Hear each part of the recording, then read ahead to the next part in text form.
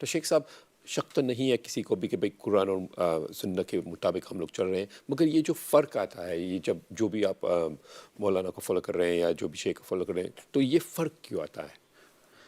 بسم اللہ الرحمن الرحیم. تو یہ جو قرآن اور حدیث کو غور سے پڑھنے والے ہیں، سمجھنے والے ہیں، جنہوں نے محنتیں کی ہیں، سب سے پہلے صحابہ سے لے کر تابعین، تبع تابعین، ائمہ محدثین، ائمہ مفسرین، اور پھر ان کے بعد جو آئے علماء، تو ان سب نے محنت کر کے مسائل نکالے. اب یہ سب کا بس نہیں ہے کہ ہم جب چھوٹے ہوں تو ہمیں سمجھ میں آ جائے کہ ہم اللہ اکبر کیوں کہتے ہیں، کون سی حدیث میں ہے. نہیں، ہمارے سامنے رکھ دی جاتی ہے کہ یہ حدیث میں ہے، آپ اس کو فکر نہ کرو کہ حدیث میں ہے یا نہیں، یہ چپاتی آپ کھا لو، روٹی تیار ہے، آپ کو اس کے اندر غور کرنے کی ضرورت نہیں ہے. جن کو غور کرنا تھا انہوں نے غور کر لیا. ٹھیک ہے، اب ڈفرنس کیوں آتا ہے، فرق کیوں آتا ہے؟ بہت اچھا سوال ہے.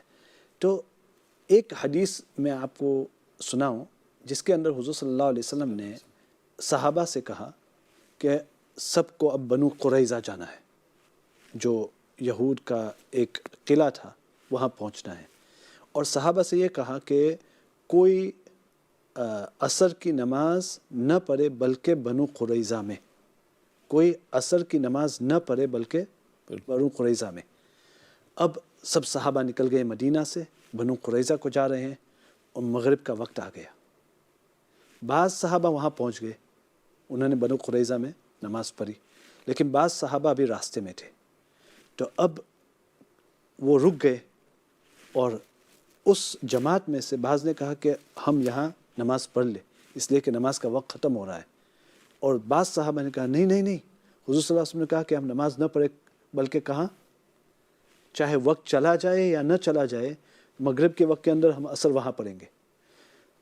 یہ صحابہ نے کہا کہ نہیں، حضور صلی اللہ علیہ وسلم کا مقصد یہ تھا کہ ہم جلدی سے چلے تاکہ ہم عصر کے وقت وہاں پہنچ جائے. تو بعض صحابہ نے وہاں راستے کے اندر نماز پڑھ لی، بعض صحابہ نے نہیں پڑھی، وہاں جا کر مغرب کی نماز کے وقت میں انہوں نے نماز پڑھی. اب کون صحیح تھا؟ اس لیے کہ ان کی جو انڈرسٹینڈنگ تھی، ان کی جو سوچ تھی کہ حضور صلی اللہ علیہ وسلم کا مقصد کیا تھا، مقصد سمجھنا تھا.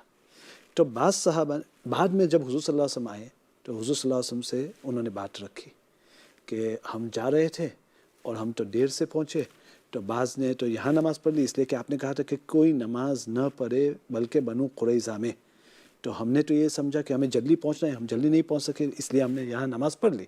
اور ان لوگوں نے literal meaning by the letter of the law کہ جو حضور صلی اللہ علیہ وسلم نے کہا وہی کہیں گے.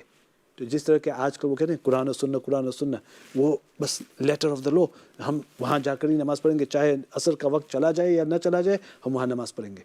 تو حضور صلی اللہ علیہ وسلم نے کس کو کہا کہ تو نے صحیح کیا، تو نے صحیح کیا؟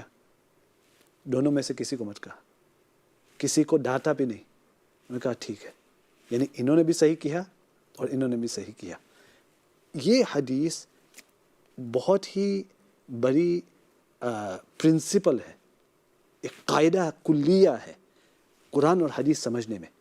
اس سے ہمیں پتہ چلتا ہے کہ بعض مرتبہ حدیث کیا کہتا ہے لیکن اس کا مطلب کیا ہے الگ ہو سکتا ہے.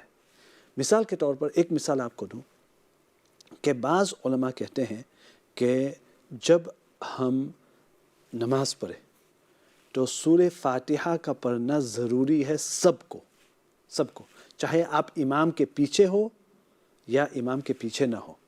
تو ایک حدیث کے اندر حضور صلی اللہ علیہ وسلم نے فرمایا لا صلاۃ الا بفاتحۃ الکتاب.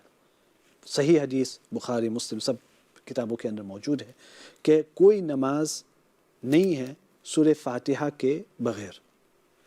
اب امام ابو حنیفہ رحمۃ اللہ علیہ کہتے ہیں کہ جب آپ امام کے پیچھے ہو تو آپ کو سورہ فاتحہ پڑھنے کی ضرورت نہیں ہے، اس لیے کہ دوسری حدیث میں یہ آتا ہے کہ امام ضامن ہے، امام رسپانسبل ہے، اپنے پیچھے جو مقتدی ہے ان کا رسپانسبل، اس کو پڑھنا ضروری ہے.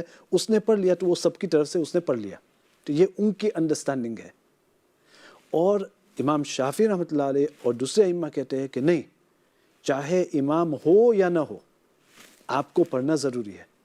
تو یہ انڈرسٹینڈنگ کے مطابق فرق ہو جاتا ہے.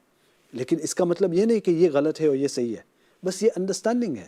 اور کون صحیح ہے وہ ایک حدیث کے اندر آتا ہے کہ جس نے محنت کر کے مسئلہ نکالا اس کو 1 ثواب ملے گا، اور اگر اس نے صحیح مسئلہ نکالا تو اس کو 2 ثواب ملے گا. تو یہ انہوں نے محنت کی، تو یہ اس وجہ سے انڈرسٹینڈنگ کی وجہ سے وہ پھر فرق آ جاتا ہے. ایک دوسری مثال دے دو، ان الصلاۃ کانت علی المؤمنین کتابا موقوتا، قرآن کے اندر ہے کہ نماز اپنے وقت کے اندر ادا کی جائے گی. یعنی جو وقت فجر کا ہے فجر کے اندر فجر کی نماز، ظہر کا ہے ظہر کی نماز، عصر کا ہے عصر کی نماز، مغرب کا ہے مغرب کی نماز، عشاء کا ہے عشاء کی نماز. اب ایک مرتبہ حدیث کے اندر ملتا ہے کہ حضور صلی اللہ علیہ وسلم نے 2 نمازوں کے درمیان جمع کیا. تو اب بعض ائمہ کہتے ہیں کہ انہوں نے جمع کیا تو ہم بھی جمع کر سکتے ہیں، یعنی ظہر عصر ساتھ میں پڑھ سکتے ہیں، مغرب عشاء ساتھ میں پڑھ سکتے ہیں. لیکن امام ابو حنیفہ رحمۃ اللہ علیہ کہتے ہیں کہ نہیں، ان الصلاۃ کانت علی المؤمنین کتاب موقوتا، صلاح اپنے وقت کے اوپر پڑھی جاتی ہے، اور یہ قرآن ہے، اور قرآن اوپر ہے حدیث سے، تو اس لیے نماز اپنے وقت ہی کے اوپر پڑھی جائے گی. تو پھر اس حدیث کا مطلب کیا ہے؟ حدیث میں آتا ہے جمع کیا، تو حضرت امام ابو حنیفہ کہتے ہیں کہ وہ ظہر کے آخر وقت میں ظہر پڑھی اور عصر کے شروع وقت میں عصر پڑھی، تو اس لیے وہ ظہر عصر جمع تو کی، لیکن ظہر کو ظہر کی نماز کے وقت اور عصر عصر کی نماز کے وقت.